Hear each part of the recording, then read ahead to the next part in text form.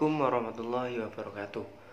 Kembali lagi bersama saya Samsul Mahri, mahasiswa dari Fakultas Tarbiyah Ilmu Keguruan IAIN Metro. Baik, pada kesempatan kali ini saya akan menjelaskan mengenai parameter negara demokratis dan juga demokratis di Indonesia. Baik, untuk mengenai penjelasan, sebelum ke penjelasan terlebih dahulu, jangan lupa like, subscribe, komen di channel saya. Baik, mengenai parameter negara demokratis. Sebelum mengenai penjelasan, apa sih yang dinamakan parameter? Parameter adalah elemen sistem yang berguna atau kritis untuk mengidentifikasi sistem atau saat mengevaluasi kinerja, status, kondisi, dan lain-lain. Sedangkan demokratis adalah negara yang menganut sistem pemerintahan dengan mewujudkan kedaulatan rakyat.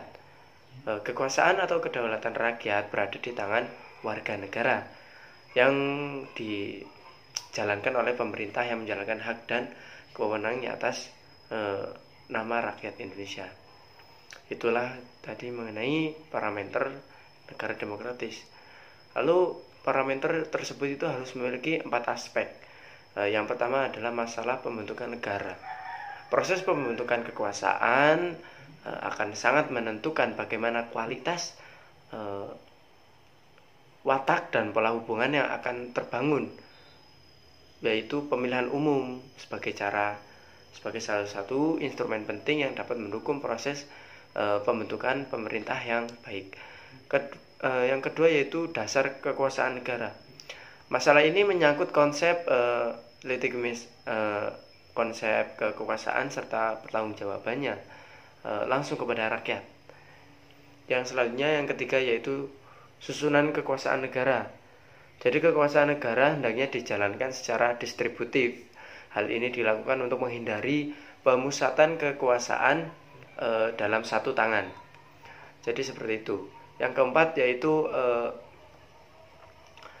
keempat masalah kontrol rakyat.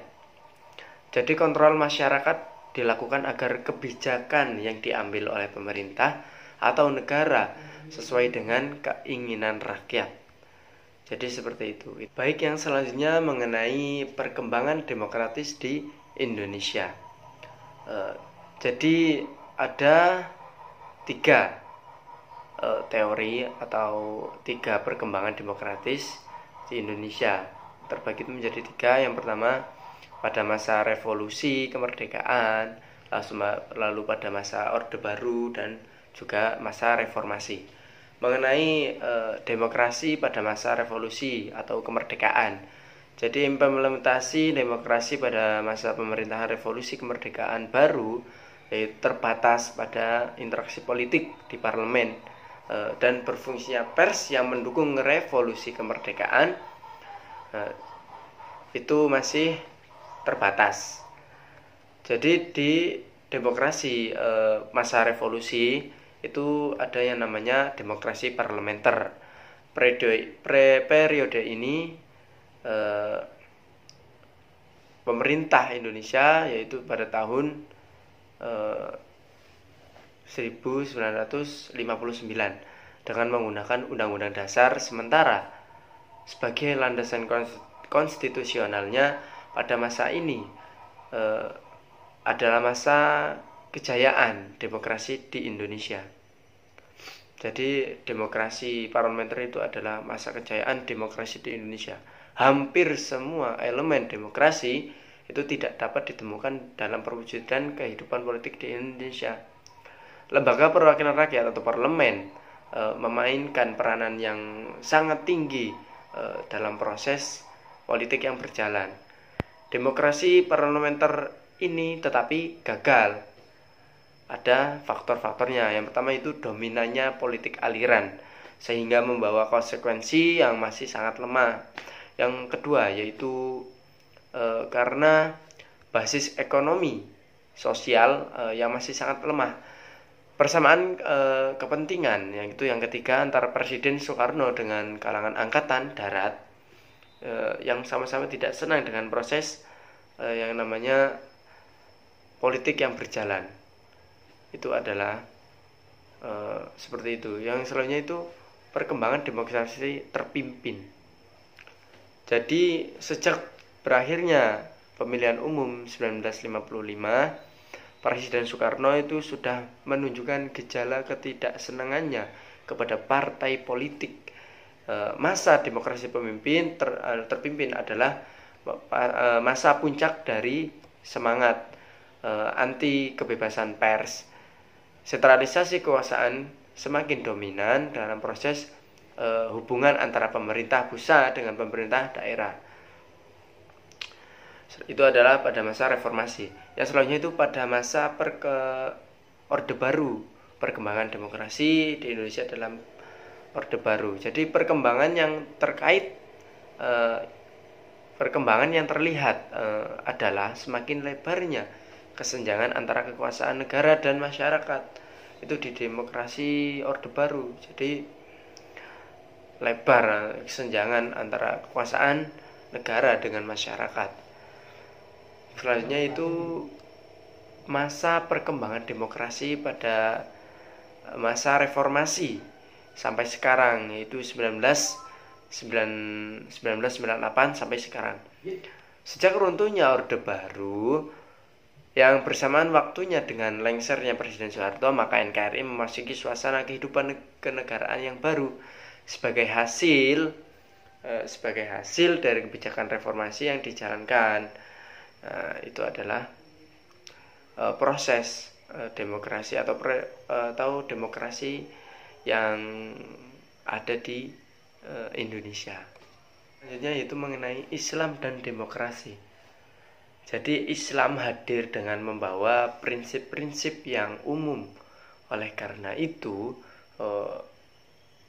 adalah tugas umatnya untuk memformulasikan program tersebut melalui interaksi antara prinsip-prinsip Islam dengan modernitas termasuk demokrasi. Jadi Islam memberikan jaminan untuk dilakukannya ijtihad, penafsiran terhadap teks kitab suci dan sunnah Rasul. Secara normatif, demokrasi adalah suatu pemerintahan dari rakyat, oleh rakyat, dan untuk rakyat. Itu adalah menurut Abraham. Secara empirik, demokrasi biasanya menggunakan sejumlah indikator antara lain kedaulatan rakyat, lalu pemerintah berdasarkan persetujuan dari yang diperintah rakyat, lalu yang ketiga kekuasaan mayoritas, hak-hak minoritas, hak-hak asasi manusia, kebebasan dan jujur, persamaan di depan hukum, proses hukum yang wajar, dan lain-lain. Itu mengenai Islam dan demokrasi.